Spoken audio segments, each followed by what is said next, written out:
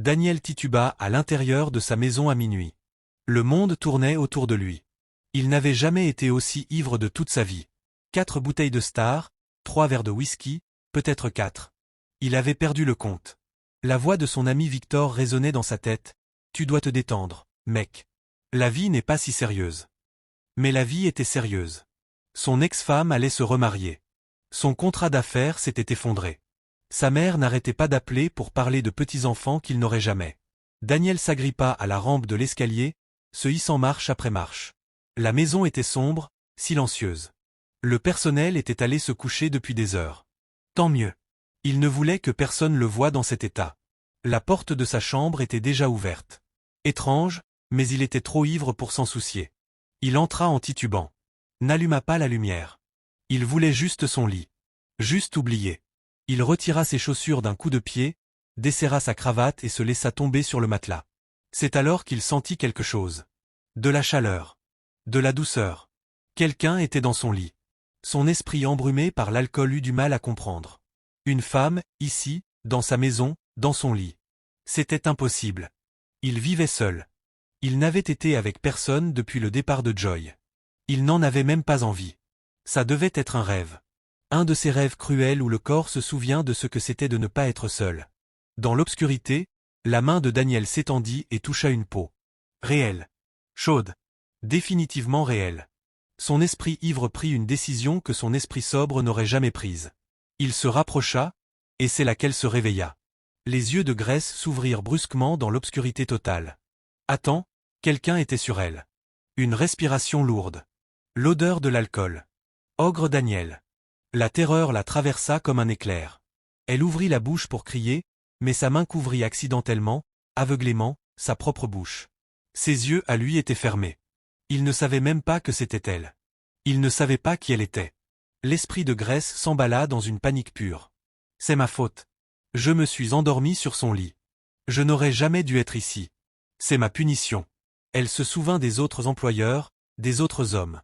Que se passait-il quand les filles de maison résistaient? Battues. Chassées. Traitées de menteuses. Et Ogre Daniel? Il avait été si gentil avec elle. Il lui avait donné la sécurité, l'éducation, l'espoir. Si elle criait maintenant, si elle se débattait, elle perdrait tout. C'est ma faute, se répéta-t-elle, les larmes coulant déjà sur son visage dans l'obscurité. J'étais dans son lit. Je n'aurais pas dû être là. Alors Grace prit une décision terrible. Elle devint complètement immobile. Retint sa respiration. Ferma les yeux. Et attendit que ça se termine. Le corps de Daniel bougeait contre le sien. Son esprit perdu dans l'alcool, la solitude et des années de célibat. Il n'avait aucune idée de qui elle était. Aucune idée qu'elle était terrorisée. Aucune idée qu'il était en train de détruire la seule personne de sa maison qui priait pour lui chaque nuit. Grace se mordit les lèvres si fort qu'elle sentit le goût du sang. Elle resta silencieuse. Immobile. Il y a 15 ans, Daniel Nozu avait 17 ans et était stupide. Pas le genre de stupidité liée au manque d'éducation. Non. Daniel fréquentait la meilleure école privée de Port Harcourt. Il portait des vêtements de créateur. Il parlait un anglais parfait. Sa stupidité était différente. C'était la stupidité du privilège. La stupidité d'un garçon qui n'avait jamais connu la faim, jamais connu la lutte, jamais su ce que cela signifiait d'être invisible. Son père, le chef Nuozu, possédait la moitié des entreprises de construction de l'État de Rivers. Leur maison à GRA était la plus grande de la rue. La chambre de Daniel était plus grande que la maison entière de la plupart des gens. Et cet après-midi-là, Daniel s'ennuyait. « Je prends la voiture », dit-il au garde de sécurité à l'entrée du domaine. Le garde, un homme d'âge moyen nommé Ikena, sembla nerveux. « Jeune maître, votre père a dit. »« Mon père n'est pas là », l'interrompit Daniel. « Et je ne demande pas la permission. Je te dis d'ouvrir le portail. » Les clés du tout nouveau Range Rover Sport de son père étaient dans sa poche. Il les avait volées plus tôt dans le bureau. Le moteur rugit. Daniel sourit. Il n'avait jamais conduit quelque chose d'aussi puissant. Sa propre voiture était bien. Oui, mais ça, c'était différent. C'était le pouvoir. C'était le statut. Il quitta GRA, laissant derrière lui les rues propres bordées d'arbres, les grandes villas aux murs élevés et aux caméras de sécurité. Il se dirigea vers les quartiers plus pauvres de Port Harcourt, ceux que sa mère lui disait toujours d'éviter, ceux où ces gens-là vivaient. Le soleil se couchait. Les rues étaient animées par les commerçants du soir fermant leurs boutiques. Des enfants jouaient au football dans la poussière. Des femmes portaient des paniers sur la tête. Daniel ne les voyait pas comme des êtres humains. Ils n'étaient que du décor, des obstacles, des choses sur son chemin. Il appuya plus fort sur l'accélérateur, savourant la puissance du moteur. Le Range Rover bondit en avant. Puis il vit la flaque. Elle était immense. La pluie du matin avait été forte et la route n'avait pas de drainage adéquat. L'eau s'était accumulée près d'un petit sanctuaire au bord de la route. Une femme passait à côté de la flaque.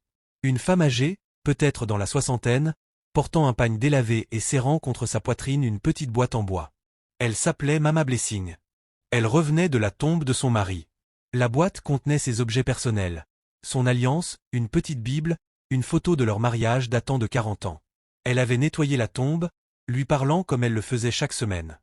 Il lui manquait terriblement. En marchant le long de la route, elle priait doucement, demandant à Dieu la force de survivre sans l'homme qui avait été tout son monde. Elle ne vit pas le Range Rover arriver. Mais Daniel la vit. Et à cet instant, quelque chose de cruel traversa son esprit d'adolescent. Ce serait drôle, pensa-t-il, de l'éclabousser. Il dirigea la voiture droit vers la flaque et accéléra. L'eau jaillit comme un tsunami brun. Elle frappa Mama Blessing avec la force d'un coup physique. Elle trébucha, tomba lourdement dans la boue. La boîte en bois vola de ses mains et s'écrasa au sol. L'alliance de son mari roula dans le caniveau. Sa Bible tomba dans l'eau sale. La photographie, la seule qu'elle avait de leur jour de mariage, fut trempée, l'image déjà en train de se brouiller. Mama Blessing resta assise dans la boue, trempée, sous le choc, essayant de rassembler les morceaux éparpillés de son cœur. Daniel ralentit juste assez pour regarder dans le rétroviseur. Il la vit se relever péniblement, la vit ramasser les objets détruits, et il éclata de rire. Il ria vraiment. Puis il repartit. Derrière lui, Mama Blessing se leva enfin. L'eau dégoulinait de ses vêtements. La boue striait son visage. Les objets précieux de son mari étaient détruits. Mais ce n'était pas l'eau qui l'avait brisé. Ce n'était pas la chute. Ce n'était même pas la perte des objets. C'était le rire. Ce rire cruel, insouciant, d'un garçon qui la voyait comme rien. Comme moins qu'un être humain. Comme quelque chose à moquer pour se divertir. Elle avait passé toute sa vie à être gentille, humble, respectueuse envers tous, riche ou pauvre. Elle avait élevé 3 enfants qui étaient tous morts jeunes. Elle avait soigné son mari atteint d'un cancer jusqu'à ce qu'il meure dans ses bras.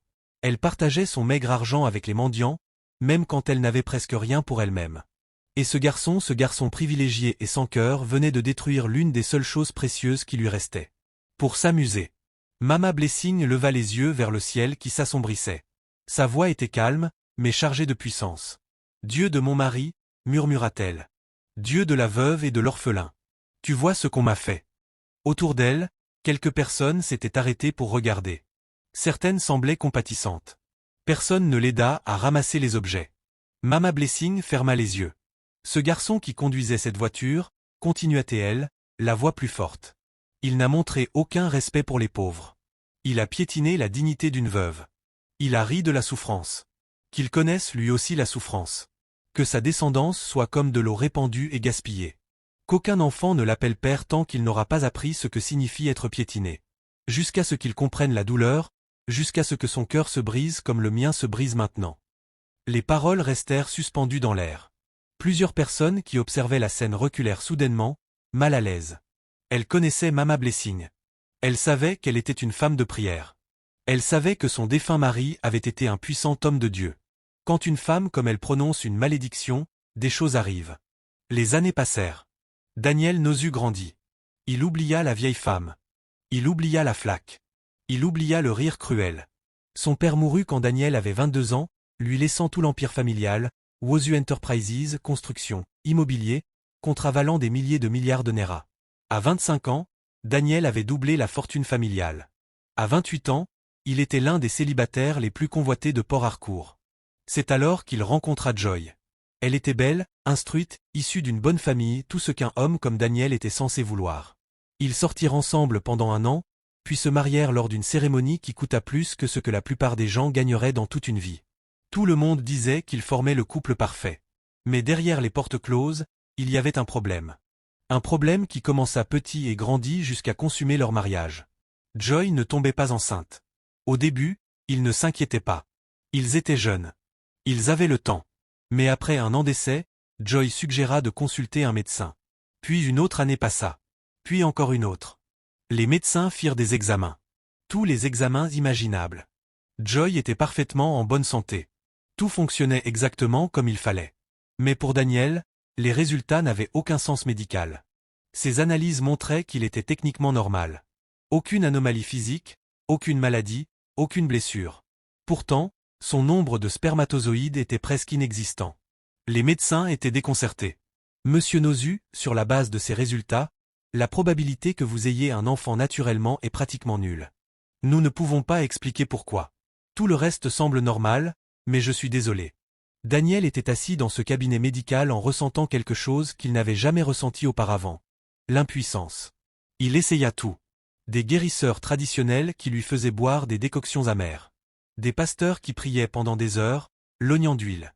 Des spécialistes à Lagos, à Abuja. Il se rendit même dans une clinique de fertilité à Londres. Rien ne changea. Et Joy? Joy commença à changer aussi. Sa famille se mit à poser des questions, à laisser entendre des choses, à parler de malédictions ancestrales et de problèmes spirituels. Sa mère cessa d'être aimable avec Daniel. Son père suggéra délicatement que Joy devrait peut-être envisager ses options. La pression augmenta. 3 ans après leur mariage, Joy fit asseoir Daniel dans leur salon. « Je n'en peux plus », dit-elle doucement. Daniel sentit son cœur se fissurer. « On peut adopter.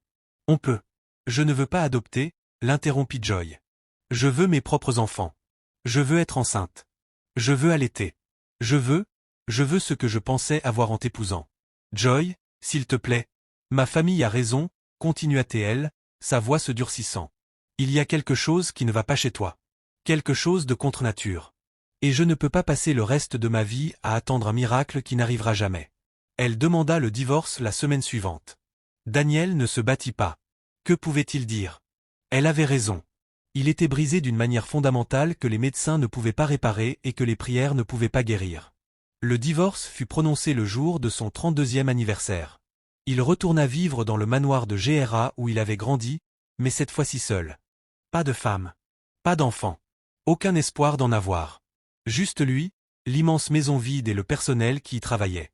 Et pour la première fois de sa vie, Daniel Nozu comprit la solitude. Une solitude profonde, écrasante. Pendant que Daniel vivait dans son manoir, noyé dans la richesse et la misère, une jeune femme nommée Grace Okoro luttait pour survivre. Grace avait 24 ans, et elle se battait depuis toujours. À 12 ans, ses parents moururent dans un incendie qui ravagea leur petite maison en bois dans un village près de Port Harcourt. Grace échappa de justesse aux flammes, courant dehors en chemise de nuit tandis que le feu dévorait tout ce qu'elle avait connu. Le rire de sa mère. Les prières de son père. Les jouets de son petit frère. Tout partit en cendres. Son oncle l'accueillit. Mais sa femme lui en voulut pour chaque repas que Grace mangeait, pour chaque espace qu'elle occupait. « Tu crois qu'on est une œuvre de charité ?» sifflait sa tante, forçant Grace à laver des vêtements jusqu'à ce que ses mains saignent, à cuisiner des repas qu'elle n'avait pas le droit de manger, à dormir sur une natte dans le couloir. Quand Grace eut 16 ans, le regard de son oncle devint insistant. Ses mains commencèrent à la toucher de manière déplacée quand sa femme ne regardait pas. Grace s'enfuit. Elle vécut dans les rues de Port Harcourt pendant une semaine, jusqu'à ce qu'une femme la trouve en pleurs devant une église et lui propose un travail de fille de maison. Ce travail dura 3 mois, jusqu'à ce que le mari de la patronne tente de la forcer en pleine nuit. Grace s'enfuit de nouveau. La famille suivante fut meilleure pendant un temps, mais elle était presque pas payée. Et quand le collier coûteux de la patronne disparut, elle accusa Grace de l'avoir volé. Grace n'avait rien pris. Mais qui croit une pauvre fille de maison plutôt qu'une riche madame? Elle fut chassée sans même recevoir son maigre salaire. À 24 ans, Grace avait travaillé pour cette famille différente, cette expérience différente d'abus, d'exploitation ou d'abandon. Elle avait perdu le compte des nuits passées dans les gares routières, sous des ponts, dans des bâtiments abandonnés. Le compte des repas sautés. Le compte des fois où elle avait prié Dieu de la laisser mourir parce que la douleur était trop grande. Mais elle n'avait jamais perdu la foi. Chaque matin, peu importe l'endroit où elle se réveillait, Grace priait. Elle remerciait Dieu pour un jour de plus. Elle lui demandait d'ouvrir un chemin quand il n'y en avait aucun. Et un après-midi humide à Port Harcourt, ses prières furent exaucées d'une manière inattendue. Elle rencontra une femme nommée Rose dans une petite église à Rumola. Rose était la gouvernante principale d'un homme riche à Gra. Elle avait un visage doux, maternel, et elle vit quelque chose en Grace, quelque chose de résilient, d'intact malgré tout. « Nous avons besoin d'une autre fille de maison », dit Rose à Grace après le service. Le travail est dur, mais mon patron est un homme bien. Il ne fait pas ce que font les autres hommes riches. Il est gentil. Triste, mais gentil. Le premier réflexe de Grace fut la méfiance. Elle avait déjà entendu ce genre de promesses. Mais les yeux de Rose étaient sincères, et Grace était si fatiguée, si affamée, si désespérée d'avoir un endroit sûr où dormir. « Quand est-ce que je peux commencer ?» demanda Grace doucement. La première fois que Grace franchit les grilles de la propriété de Daniel Nozu, elle eut envie de pleurer non pas de peur, mais d'incrédulité. Le manoir était, elle ne trouvait même pas les mots. Des piliers blancs, une fontaine dans l'allée circulaire, des jardins si verts qu'ils semblaient peints. Des caméras de sécurité partout. « C'est vraiment ici que je vais travailler ?» murmura Grace à Rose. Rose sourit. « Oui, ma chère. Et tes quartiers sont à l'arrière. Petit mais propre. Tu auras ta propre chambre, ta propre salle de bain. 3 repas par jour. » Les jambes de Grace faillirent céder. Sa propre chambre. Elle n'en avait pas eu depuis la mort de ses parents, 12 ans plus tôt.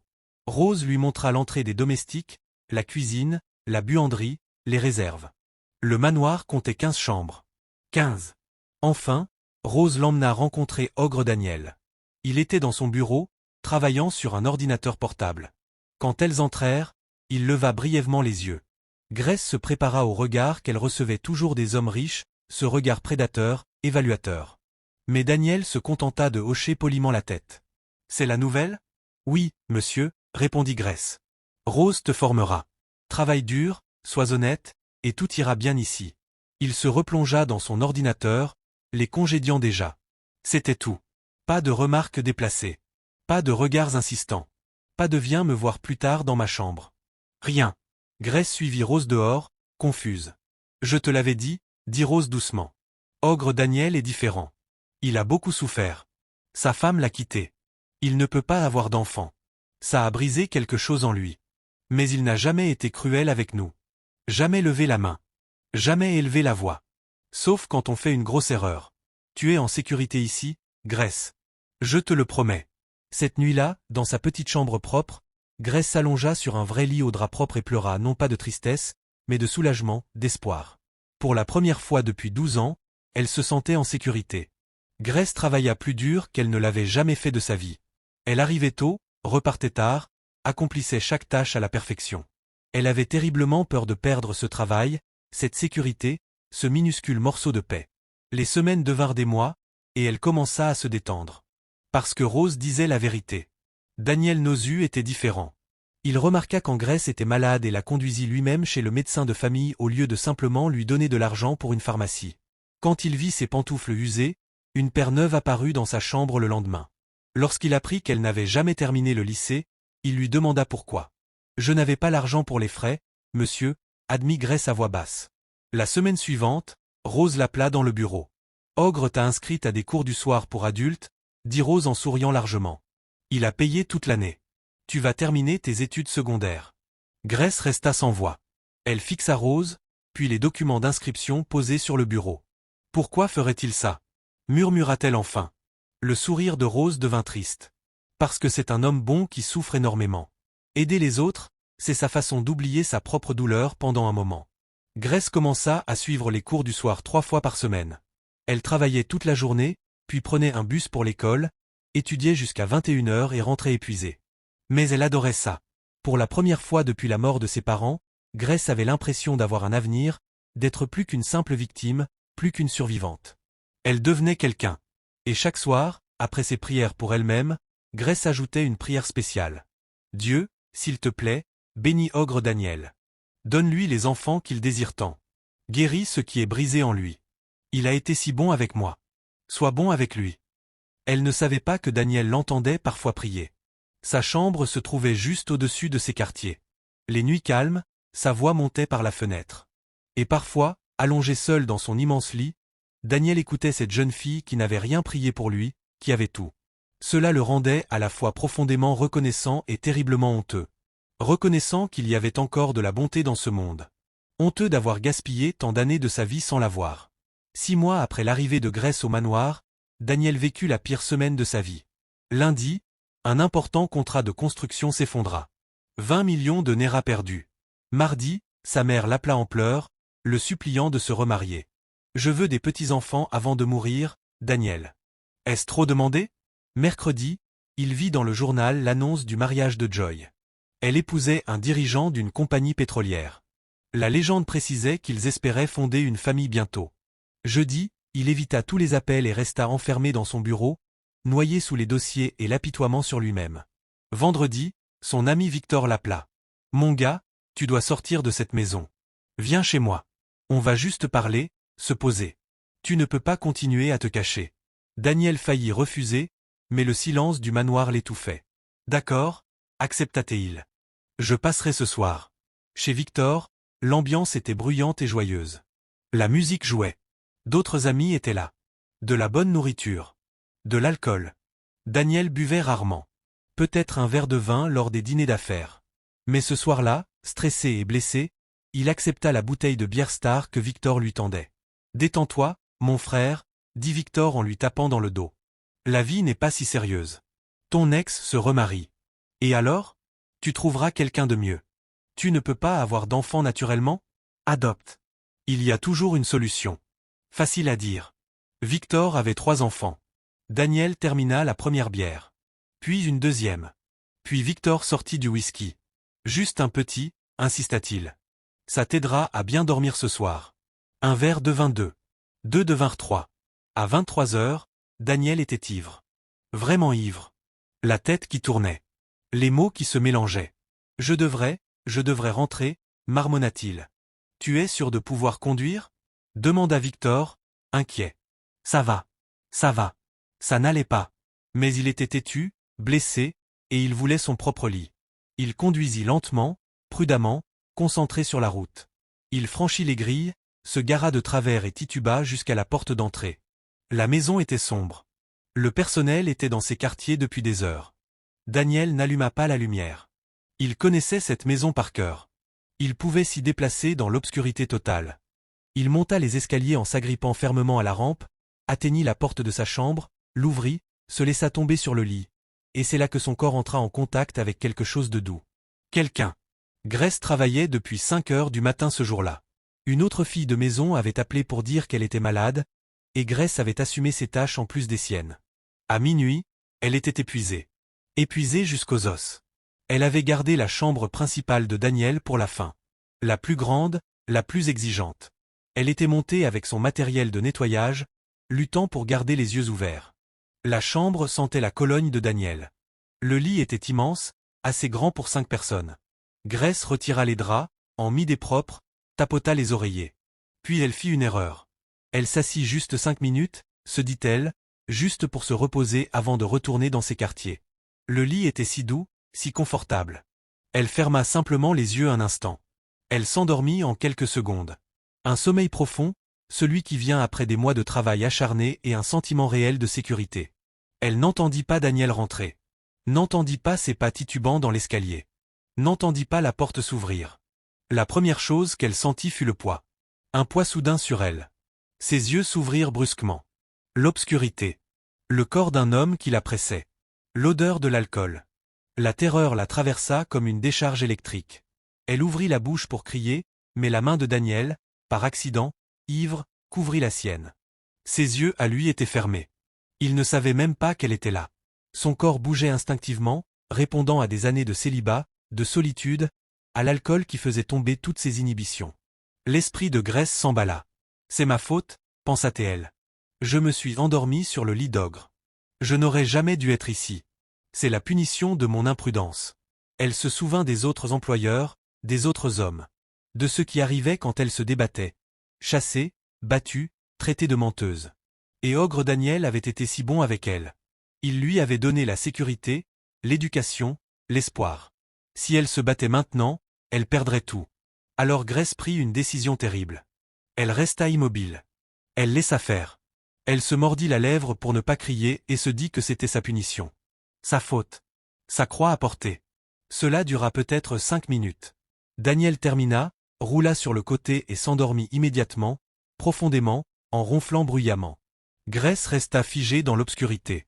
Des larmes coulaient silencieusement sur son visage. Son corps tremblait, mais elle ne bougea pas jusqu'à être absolument certaine que Daniel était profondément inconscient. Puis, avec une lenteur douloureuse, elle glissa hors du lit, attrapa son matériel de nettoyage, dévala les escaliers, traversa les couloirs jusqu'à ses quartiers. Elle verrouilla la porte, s'y adossa, et enfin, se laissa sangloter.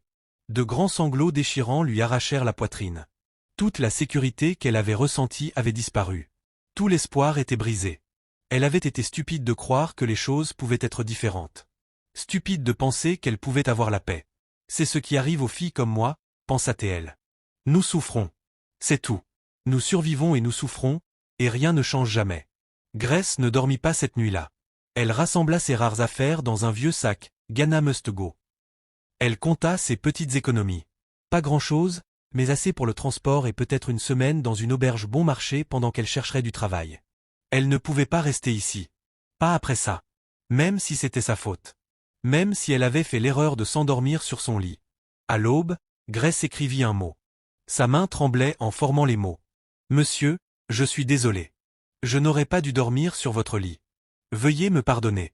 Je pars pour ne pas causer plus de problèmes. Merci pour tout. Grace. » Elle laissa le mot sur le plan de travail de la cuisine, là où Rose le trouverait. Puis elle quitta le domaine du manoir au moment où le premier agent de sécurité changeait de service. Il lui fit un signe de tête en voyant son sac, pensant qu'elle partait pour une course matinale. Grace appela un taxi et disparut dans les rues qui s'éveillaient de Port Harcourt. Daniel se réveilla avec la pire gueule de bois de sa vie. Sa tête martelait, sa bouche avait un goût de mort. Tout son corps le faisait souffrir. Il gémit en se retournant dans le lit. Pourquoi était-il encore entièrement habillé? Les souvenirs de la nuit précédente revinrent par fragments. La maison de Victor. L'alcool. Trop d'alcool. Le trajet jusqu'à la maison. Et puis autre chose. Un rêve. Il avait rêvé qu'il n'était pas seul dans son lit. Qu'il y avait quelqu'un de doux et de chaud près de lui. Que son corps. Daniel se redressa trop vite et le regretta aussitôt quand la pièce se mit à tourner. Ce n'était qu'un rêve, se dit-il. Une hallucination d'ivrogne. Il n'avait été avec personne depuis Joy. Il n'en avait même pas envie. Mais ce rêve avait semblé si réel. Il secoua la tête pour se ressaisir et regarda l'heure. 10 heures. Il avait dormi tard. Daniel prit une douche, se changea et descendit. Rose était dans la cuisine, le visage inquiet. « Bonjour, monsieur », dit-elle doucement. « Bonjour, Rose. Désolé d'avoir dormi si tard. Nuit difficile. »« Monsieur, Grace est partie. » Daniel cligna des yeux. « Parti? Comment ça, parti ?» Rose lui tendit le mot. Daniel le lut 1 fois, 2 fois, 3 fois. « Je n'aurais pas dû dormir dans votre lit. » La pièce sembla vaciller. Ce rêve, ce n'était pas un rêve. Elle était là, murmura Daniel. Hier soir. Dans ma chambre, dans mon lit. Monsieur, j'étais ivre, Rose. Je suis rentré ivre. Je n'ai pas allumé la lumière. Je me suis juste laissé tomber sur le lit et j'ai cru être seul. Mais elle devait être là. L'horreur totale de ce qui s'était passé s'abattit sur lui. « Oh mon Dieu !» dit Daniel d'une voix brisée. « Oh mon Dieu, qu'est-ce que j'ai fait ?» Les yeux de Rose s'écarquillèrent en comprenant. « Il faut la retrouver » dit Daniel avec urgence. « Il faut la retrouver et je dois m'excuser. Je dois lui expliquer. Rose, je ne savais pas. Je te jure que je ne savais pas qu'elle était là. Je ne lui ferai jamais de mal volontairement. Je vais appeler son téléphone, dit Rose. Mais le téléphone de Grace tomba directement sur la messagerie. Daniel essaya aussi. Rien. Il envoya Rose vérifier la chambre de Grace. Vide, toutes ses affaires avaient disparu. Daniel passa le reste de la journée à la chercher. Il se rendit à l'église où Rose l'avait rencontrée. Personne ne l'avait vue. Il demanda aux autres employés s'ils connaissaient ses amis, sa famille. Personne ne savait rien. Grace avait été un fantôme avant de venir travailler pour lui, et maintenant elle était redevenue un fantôme. Les jours devinrent des semaines, et la culpabilité de Daniel grandit. Il l'avait blessée. La seule personne de sa maison qui priait pour lui chaque nuit. La seule qui avait été sincèrement gentille sans rien attendre en retour. Et il l'avait violée. Ivre ou non, volontaire ou non, il l'avait blessée si profondément qu'elle avait fui. Daniel ne dormait plus bien. Il restait éveillé dans ce même lit, se souvenant de son mot, imaginant sa peur, se haïssant. Grace survécut 3 semaines avec ses maigres économies. Elle trouva une minuscule chambre à louer à Rumokuro, un quartier très peuplé loin du GRA. 15 000 Nera par mois. À peine une chambre, plutôt un couloir avec un matelas. Elle chercha du travail, mais sans référence de son dernier employeur, sans document, avec le traumatisme visible dans ses yeux qui mettait les gens mal à l'aise, personne ne voulait l'embaucher. Elle fit des petits boulots, laver les vêtements des voisins, faire des courses au marché pour quelques centaines de néras. Mais ce n'était pas suffisant. Au 2e mois, elle ne put plus payer le loyer. Le propriétaire la mit dehors. Grace se retrouva de nouveau à la rue. Cette fois, c'était pire qu'avant. Parce qu'elle avait goûté à la sécurité. Elle avait goûté à l'espoir. Et le perdre à nouveau, c'était comme mourir. Elle dormait dans les gares routières, sous le pont du marché, partout où elle pouvait. Puis elle commença à se sentir malade. Des nausées chaque matin, des vertiges, une fatigue qui dépassait même la faim. Au début, elle pensa que c'était le paludisme. Mais quand ces règles ne vinrent pas, Grace ressentit une autre forme de terreur. Non, pensa-t-elle. S'il te plaît, mon Dieu, non. Elle rassembla de quoi acheter un test de grossesse bon marché chez un pharmacien. Positif. Grace s'assit dans les toilettes publiques sales où elle avait fait le test, fixa les 2 lignes roses et sentit son monde s'écrouler. Enceinte après une seule rencontre. Une seule rencontre terrible et traumatisante. Comment est-ce possible? Pensa-t-elle. Une seule fois. Un seul homme dans toute ma vie, et maintenant je suis enceinte. Elle n'avait pas les moyens d'avorter, même si elle l'avait voulu. Et quelque chose en elle, sa foi, la voix de sa mère dans ses souvenirs l'en empêchait de toute façon. Mais comment survivre ainsi? Enceinte et sans abri. Sans argent, sans soutien, sans personne. Grace tenta de cacher sa grossesse aussi longtemps que possible. Elle continua les petits boulots, survécut tant bien que mal. Mais à 4 mois, son ventre se voyait et elle était malade. Très malade. Les gens cessèrent de lui donner du travail. Qui veut d'une fille enceinte et sans domicile? À 6 mois, Grace n'était plus que peau et os, sauf son ventre gonflé. Un après-midi, elle s'évanouit au marché de Mile 3, s'effondrant entre les étals de légumes. Une femme âgée, parfaite inconnue, appela à l'aide. Quelqu'un emmena Grace dans une clinique publique gratuite. Le médecin qui l'examina fut horrifié. « Vous êtes sévèrement mal nourrie, dit-elle sans détour. Vous êtes anémique, et vous portez des jumeaux. » Des jumeaux? Murmura Grace. Oui, 2 bébés. Et d'après ce que je vois, ils sont tous les 2 en détresse. Vous avez besoin de soins immédiats, sinon vous mourrez tous les 3. L'assistante sociale de la clinique vint lui parler. Y a-t-il quelqu'un que nous pouvons appeler? De la famille? Le père? Grace secoua la tête, les larmes coulant. Je n'ai personne. Et le père des bébés? Grace pensa à Daniel, à sa gentillesse avant cette nuit, à son manoir, à sa richesse. Mais aussi à sa honte, à son mot, au fait qu'elle était partie sans explication. Je ne peux pas, murmura-t-elle. Tu préfères mourir plutôt que de le contacter, dit l'assistante sociale d'une voix douce mais ferme. Écoute-moi. Je vois des filles comme toi tous les jours. Enceintes, seules, souffrant à cause de la fierté, de la peur ou de la honte. Mais ces bébés dans ton ventre, eux, n'ont rien demandé. Ils méritent une chance. Les mains de Grace se posèrent sur son ventre. 2 bébés. 2 vies qui n'avaient pas demandé à être conçues dans le traumatisme. 2 âmes qui méritaient mieux que de mourir parce que leur mère avait trop honte de demander de l'aide. Réfléchis-y, dit l'assistante sociale. Nous pouvons te donner un lit ici pour quelques jours, te nourrir. Mais après, tu devras prendre une décision. Cette nuit-là, allongée sur un lit de clinique avec un ventre plein de jumeaux, Grace pria. Mon Dieu, que dois-je faire? J'ai tellement honte, j'ai tellement peur. Mais ces bébés sont innocents. Aide-moi. Et dans ses rêves, elle vit le visage de sa mère, entendit sa voix. Avale ta fierté, ma fille. Tes bébés ont besoin de leur père. Grace emprunta de l'argent pour le transport à la gentille inconnue du marché. À 7 mois de grossesse, énorme de jumeaux, faible et malade, elle fit le voyage de retour vers le GRA, vers le manoir. Elle se tint devant les grilles, une main sur son ventre gonflé, l'autre serrant son sac usé.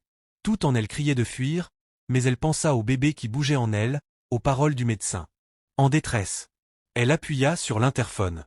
La voix du garde retentit. Oui. Sa voix tremblait. S'il vous plaît, j'ai besoin de voir monsieur Daniel. Dites-lui que c'est Grace. Silence. Puis, attendez-la. À l'intérieur du manoir, Rose dépoussiérait le salon quand le garde l'appela.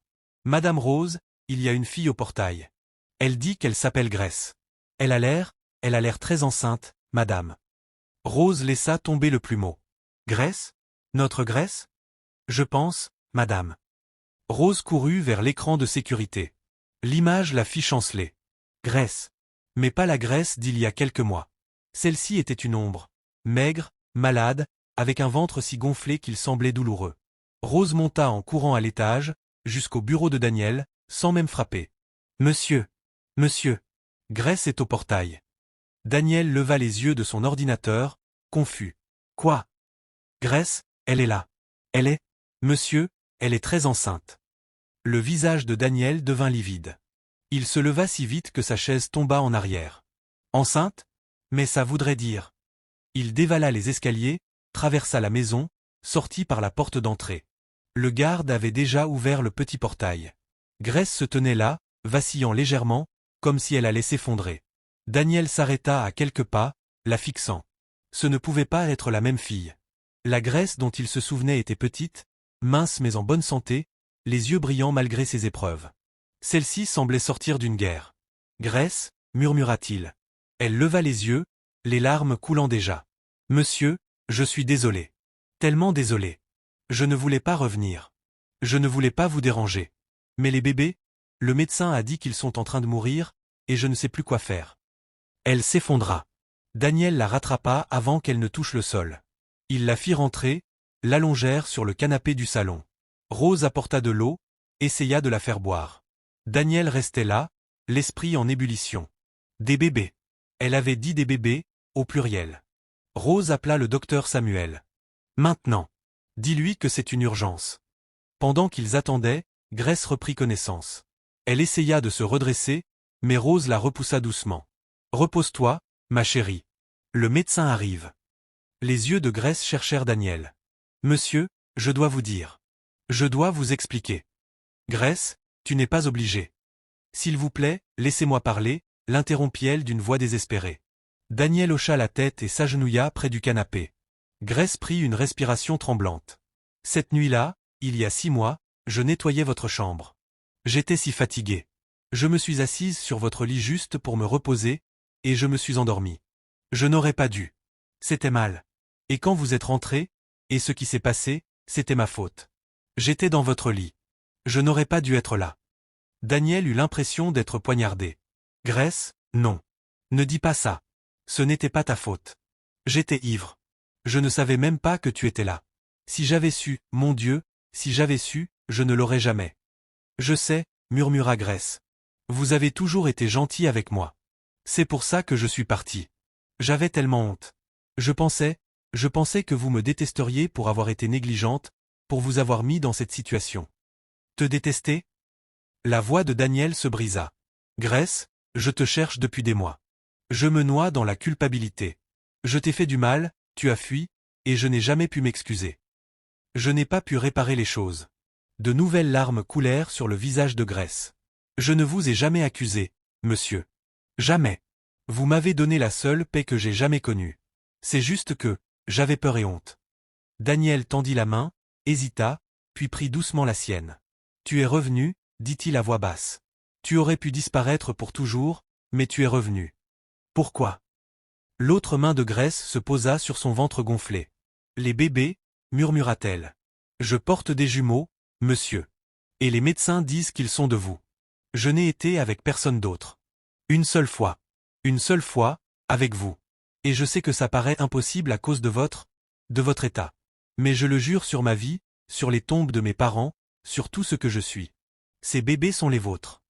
La pièce devint silencieuse. Daniel fixa son ventre. Des jumeaux. Les siens.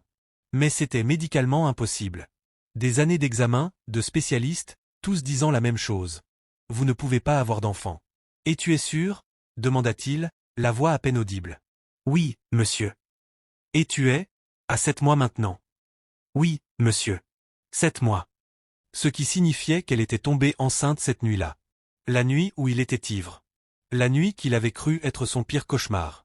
La nuit qui avait apparemment produit un miracle. Le docteur Samuel arriva 20 minutes plus tard. Il examina Grace directement dans le salon, avec l'aide de Rose.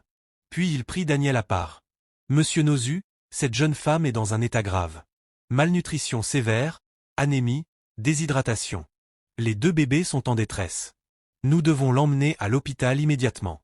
Elle a besoin de perfusion, d'une alimentation adaptée, d'une surveillance constante. Faites-le, dit Daniel. Tout ce dont elle a besoin, quel qu'en soit le coût. Il y a autre chose, dit doucement le docteur Samuel. Elle affirme que les bébés sont de vous. Je sais. C'est impossible. Mon dossier médical. Je sais, répéta Daniel. Mais elle dit qu'elle n'a été avec personne d'autre, et je la crois. Alors nous devrions faire un test de paternité prénatale, juste pour confirmer. Faites-le. Grace passa une semaine à l'hôpital. Perfusion, repas complet, repos. Les bébés se stabilisèrent. Grace prit un peu de poids, la couleur revint sur son visage. Daniel lui rendait visite tous les jours. Au début, leur conversation était maladroite, hésitante, puis peu à peu, ils commencèrent à vraiment parler. Grace lui raconta ses mois dans la rue, sa peur, sa honte, ses prières désespérées. Daniel lui parla de sa culpabilité, de sa recherche, de ses années de solitude. Un après-midi, assis près de son lit d'hôpital, Daniel posa la question qui le hantait. « Grace, pourquoi es-tu revenue ? Vraiment. Tu aurais pu avoir les bébés sans que je ne sache jamais rien. Tu aurais pu me chasser quand tu es arrivé au portail. Tu aurais pu. Pourquoi ? » Grace resta silencieuse longtemps. « Parce qu'il mérite un père, dit-elle enfin. J'ai grandi sans parents. Je sais ce que ça fait. Et vous, vous êtes un homme bien, monsieur. Vous avez fait une erreur en étant ivre. Mais pendant des mois avant ça, vous m'avez traité comme si j'avais de la valeur, comme si j'étais humaine. Vous m'avez donné de l'espoir. Je ne pouvais pas laisser vos enfants grandir sans vous connaître. » Daniel détourna le regard pour qu'elle ne voie pas ses larmes. Les résultats du test de paternité arrivèrent 3 jours plus tard. Le docteur Samuel appela Daniel dans son bureau, l'air stupéfait. Les résultats sont concluants. Vous êtes le père biologique des 2 jumeaux. Certitude de 99,9%. Daniel s'effondra sur la chaise. Mais comment ? Vous me dites depuis des années que je suis stérile. Je n'ai pas d'explication, monsieur Nozu. Médicalement, cela ne devrait pas être possible. Votre taux de spermatozoïdes était pratiquement nul. Et pourtant, d'une manière ou d'une autre, c'est arrivé. Daniel pensa à cette nuit, 15 ans plus tôt. La flaque d'eau, Mama Blessing, la malédiction. Qu'aucun enfant ne t'appelle père tant que tu n'auras pas appris ce que signifie souffrir comme les faibles souffrent. Pendant 15 ans, il avait vécu avec cette malédiction. La douleur de l'infertilité, la honte, le mariage brisé, la solitude. Il avait appris lentement à être bon, à voir les gens, à aider les pauvres et les vulnérables. Et Grace avait plus souffert que quiconque qui l'ait jamais connue. Orpheline, abusée, sans abri, oubliée par la société, exactement le genre de personne que Mama Blessing avait voulu qu'il voie. Docteur Samuel, dit lentement Daniel, croyez-vous aux malédictions ? Le médecin cligna des yeux. Quoi ? J'ai quelque chose à vous raconter. Une histoire d'il y a 15 ans. Et Daniel lui raconta tout. Daniel ramena Grace à la maison après l'hôpital, pas dans les logements du personnel, mais dans une chambre d'amis de la maison principale. Rose prit soin d'elle, veillant à ce qu'elle mange bien, se repose correctement et ait tout ce dont elle avait besoin. Mais Daniel ne pouvait pas rester en paix. La malédiction, Mama Blessing, tout s'imbriquait. Il devait la retrouver, s'excuser comme il se doit, savoir si ce miracle était réel ou s'il lui serait retiré. Il alla voir le pasteur James, son conseiller spirituel à Winner's Chapel, et lui raconta toute l'histoire. Le pasteur écouta attentivement, puis hocha lentement la tête. « Mon fils, les réalités spirituelles existent, les malédictions existent, mais les bénédictions aussi. Et il semble que ta vie soit à un carrefour. Tu dois chercher le pardon de cette femme de manière humble et sincère, et tu dois le faire avant la naissance de ses bébés. Comment la trouver ? Cela fait 15 ans. Retourne là où tout s'est passé. Demande, cherche. Dieu te guidera si ton cœur est vraiment repentant. » Daniel commença alors sa quête. Il retourna dans le quartier où il avait éclaboussé Mama Blessing des années auparavant. Le quartier avait changé, nouveau bâtiment, autre commerce. Il se gara et demanda. « Excusez-moi, connaissez-vous une vieille femme appelée Mama Blessing ? Elle vivait ici il y a environ 15 ans. » La plupart des gens secouaient la tête. Mais un vieil homme vendant des cigarettes sur une table en bois le fixa longuement. « Mama Bless, la veuve ?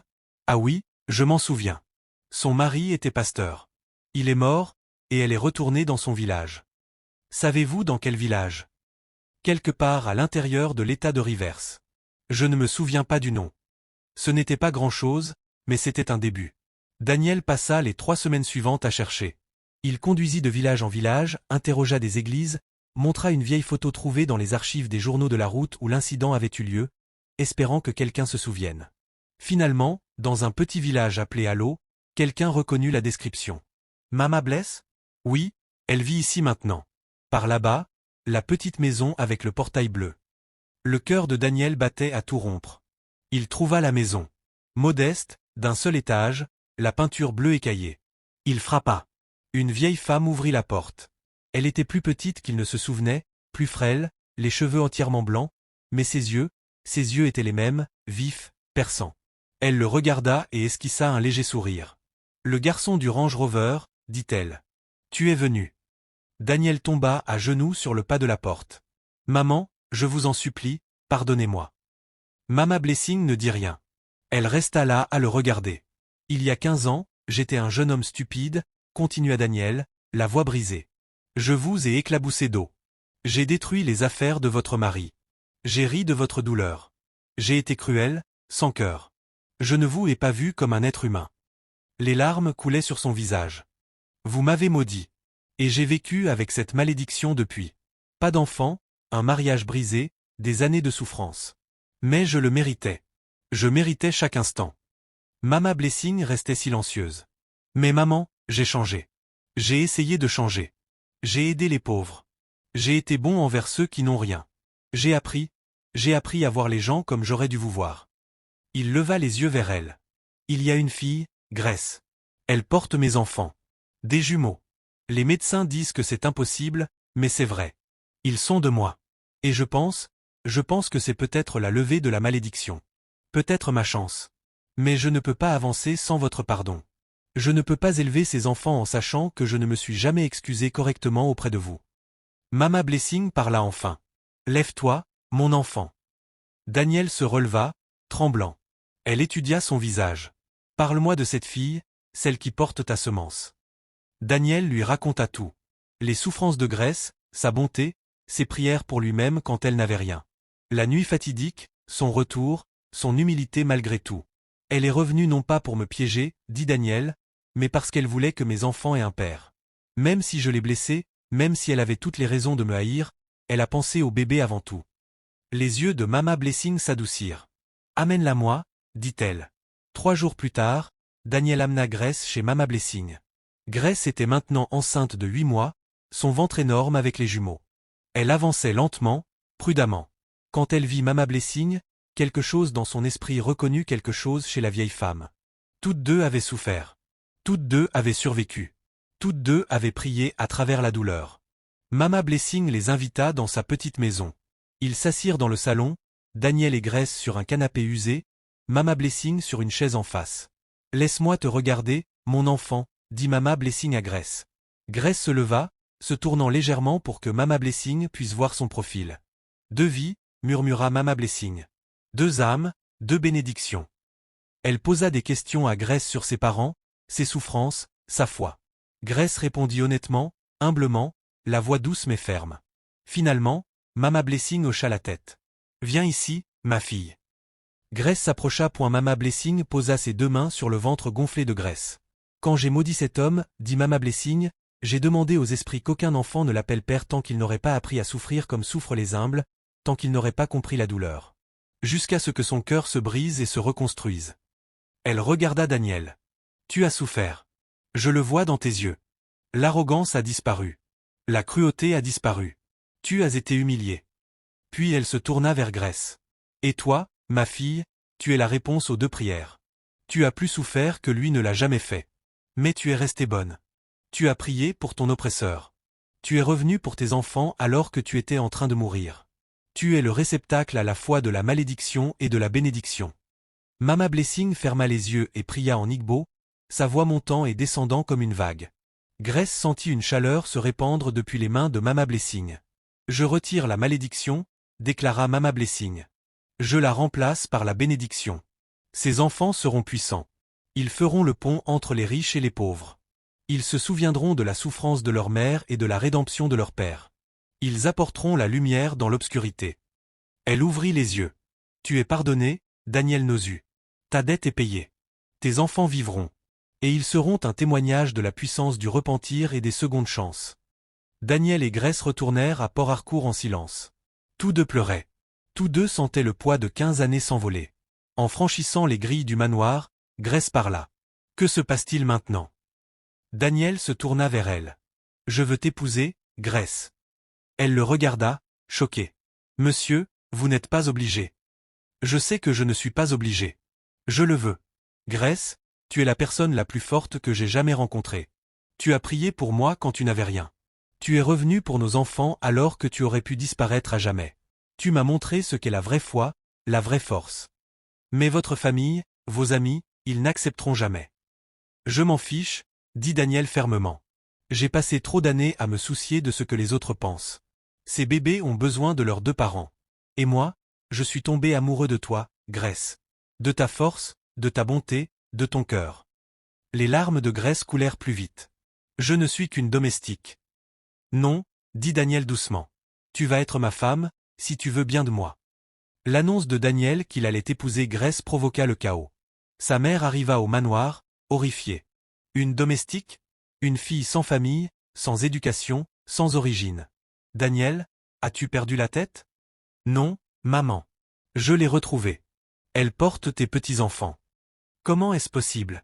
Tout le monde sait que tu étais maudit. J'étais maudit, mais maintenant je suis béni. Et Grace est cette bénédiction. Sa mère rencontra Grace et tenta de l'intimider. Mais Grace, fortifiée par la prière de Mama Blessing et l'amour de Daniel, tint bon. Maman, je sais que je ne suis pas celle que vous vouliez pour votre fils.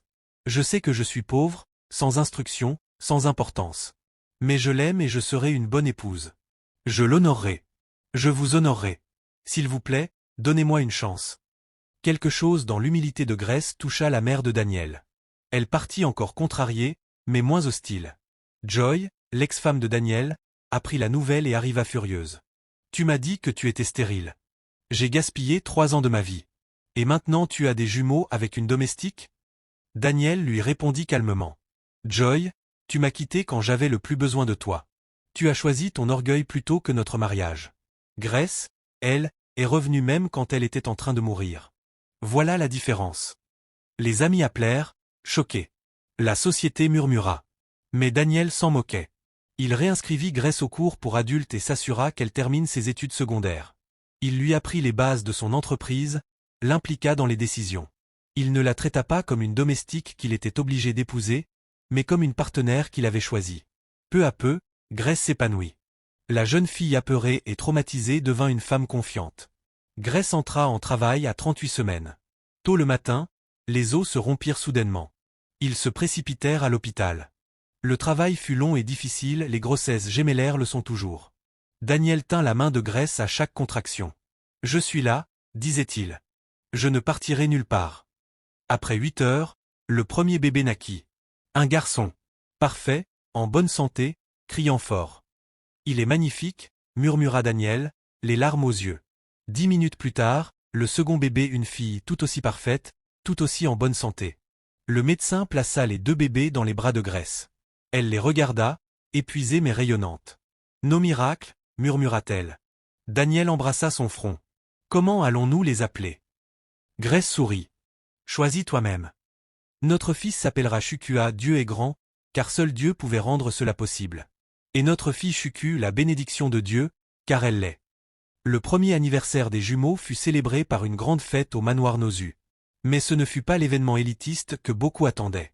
Daniel et Grace invitèrent tout le monde, les riches de GRA, mais aussi les pauvres de Rumokuro, les enfants des rues parmi lesquels Grace avait vécu, les femmes du marché qui l'avaient aidée lorsqu'elle s'était effondrée, l'assistante sociale de la clinique qui l'avait poussée à contacter Daniel. Riches et pauvres célébrèrent ensemble. Grace, désormais instruite et sûre d'elle, dirigeait une fondation pour les femmes et les enfants sans abri, Grace Saven. Elle offrait refuge, nourriture, éducation et formation professionnelle, parce qu'elle se souvenait, elle n'oublierait jamais ce que c'était que de dormir sous un pont. Les affaires de Daniel prospérèrent, mais il changea sa manière de les gérer. Il payait des salaires justes, fournissait des logements aux employés, finançait des projets communautaires.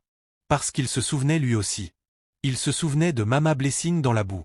Il se souvenait que les gens ne sont pas invisibles. Ils emmenèrent les jumeaux rendre visite à Mama Blessing lorsque Shukua et Shuku avaient 6 mois.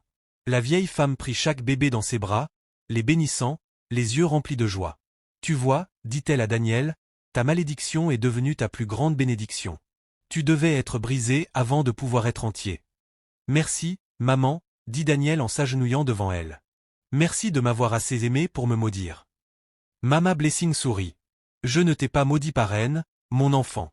Je t'ai maudit par espoir. L'espoir que le garçon qui riait de la souffrance devienne un homme qui la combatte. 3 jours plus tard, Mama Blessing s'éteignit paisiblement dans son sommeil. Daniel et Grace la pleurèrent comme un membre de leur famille. Ils l'enterrèrent aux côtés de son défunt mari. Lors des funérailles, Daniel prit la parole. « Cette femme a sauvé mon âme. Elle a vu un garçon cruel et elle l'a assez aimé pour lui faire mal. Elle m'a maudit afin que je sois blessé. Et tout ce que j'ai de bon aujourd'hui, ma femme, mes enfants, mon but existe parce qu'elle a tenu à me faire voir la vérité. » Chukua et Chuku ont maintenant 10 ans. Ils fréquentent les meilleures écoles de Port Harcourt. Et chaque week-end, ils font du bénévolat à Gresse-Savennes, servant des repas aux enfants sans abri. Un samedi après-midi, Chuku pose une question à son père. « Papa, pourquoi Mama Blessing t'a-t-elle maudit ?» Ils sont assis dans le bureau de Daniel. Les jumeaux apprennent l'histoire de leur famille. Daniel prend une profonde inspiration. « Parce que j'ai été cruel avec elle. Je l'ai éclaboussée d'eau sale et j'ai ri quand elle est tombée. Je ne l'ai pas vue comme un être humain, seulement comme un obstacle. » C'était très mal, papa, dit Chukua très sérieusement. Oui, mon cœur. C'était très mal, mais elle m'a pardonné. Oui, ajoute Chuku, après que tu as appris ta leçon, après que tu es devenu une meilleure personne. Grace entre dans le bureau. Entendant la conversation, elle s'assoit avec sa famille. Mama Blessing a appris quelque chose d'important à votre père, dit-elle doucement. Elle lui a appris que chaque personne a de la valeur. Riche ou pauvre, puissant ou faible, chacun mérite respect et dignité. C'est pour ça qu'on aide à la fondation ? Demande Chukua. Oui, répond Daniel, parce que vous devez vous souvenir d'où vous venez. Votre mère a été sans abri. Elle a souffert. Elle était invisible pour beaucoup de gens. Mais elle n'a jamais cessé d'être bonne. Elle n'a jamais cessé d'avoir la foi. Et c'est la plus grande force qui existe. Les jumeaux restent silencieux, pensifs. Nous avons de la chance, dit enfin Chukua. Pourquoi, mon fils ? Demande Grace. Parce que Mama Blessing a aimé papa assez fort pour le maudire. Et parce que toi, maman, tu as aimé papa assez fort pour revenir. Et parce que maintenant nous sommes là, nous sommes tes miracles. Daniel et Grace échangèrent un regard, leurs enfants avaient compris. Ces enfants, nés d'une malédiction et d'une bénédiction, de la souffrance et de la rédemption, grandiront en connaissant à la fois le privilège et l'empathie. Ils feront le pont entre deux mondes, exactement comme Mama Blessing l'avait prophétisé. Regarde, je veux te poser une question. As-tu déjà jugé quelqu'un sur son apparence, son statut ou sa pauvreté? As-tu déjà ri de la souffrance de quelqu'un? As-tu déjà été si privilégié que tu as oublié que les autres sont aussi des êtres humains? Daniel l'a fait, et cela lui a coûté 15 ans de sa vie. Mais voici la beauté de cette histoire. Les malédictions peuvent devenir des bénédictions. La souffrance peut mener à la force. Les erreurs peuvent être rachetées. Et parfois, la personne que tu as le plus blessée devient celle qui te sauve. Grace aurait pu disparaître pour toujours. Elle en avait parfaitement le droit. Mais elle a choisi de revenir pour ses enfants, pour leur avenir. Et ce choix a tout changé. Alors je vais te laisser avec ceci. Chaque personne que tu rencontres mène un combat dont tu ignores tout. Sois bienveillant. Sois humble. Vois vraiment les gens, regarde-les réellement. Parce que tu ne sais jamais quand la domestique que tu ignores, la personne sans abri que tu dépasses, la personne invisible que tu éclabousses d'eau, est peut-être celle qui porte ton miracle. Si cette histoire a touché ton cœur, clique sur « J'aime » et laisse un commentaire pour dire quelle est la plus grande leçon que tu as tirée de l'histoire de Daniel et Grace. Continuons la discussion, car des histoires comme celle-ci changent des vies. Que Dieu te bénisse. Et souviens-toi, ton passé ne définit pas ton avenir. Ce sont tes choix qui le font.